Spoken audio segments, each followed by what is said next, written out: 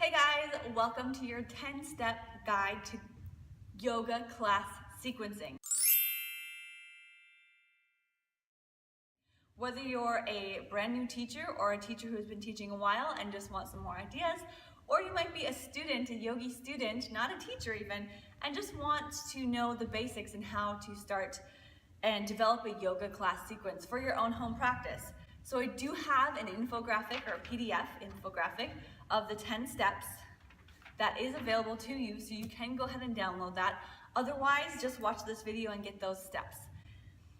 So how do you plan a yoga class? Do you write it down? Do you not? That's up to you. If you want to write it down ahead of time and then take it with you to class, awesome. I'm kind of more of the on-the-fly type of person. The plan never worked for me, but it is good to think about what you're going to do and kind of have it in your head at least.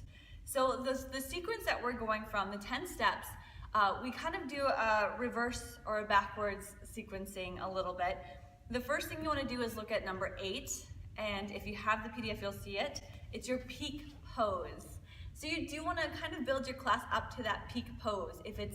And it's usually like a tougher pose or something a little challenging, and you want to build your class around that. So your initial pose, if your peak pose is a big hamstring opener, your starting pose might want to start with those hamstrings. Or, anything like that. If it's a back bend, you might want to start on your back. It's up to you. So definitely the peak pose is something that can be left out, but for the sake of this 10-step guide, we're going with the fact that we are leading up to a peak pose. That's what I've done for the past 5 years of yoga teaching. I've never taught the same class once. It's always a little bit different, and I've never had someone say they get bored with my sequences. So this format works for all the time. You do not need something else.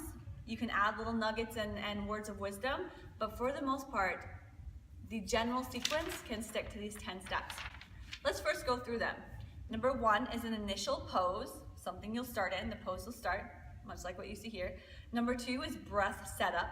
So how to use your breath, talk about the breath. And then it's your warm-up poses, very simple poses. Then you'll get into some sun salutations, and this is specific usually to a vinyasa flow class, but they're just good for warming up the body regardless of whatever class you're doing. Number 5 is some standing sequences to really heat up the body.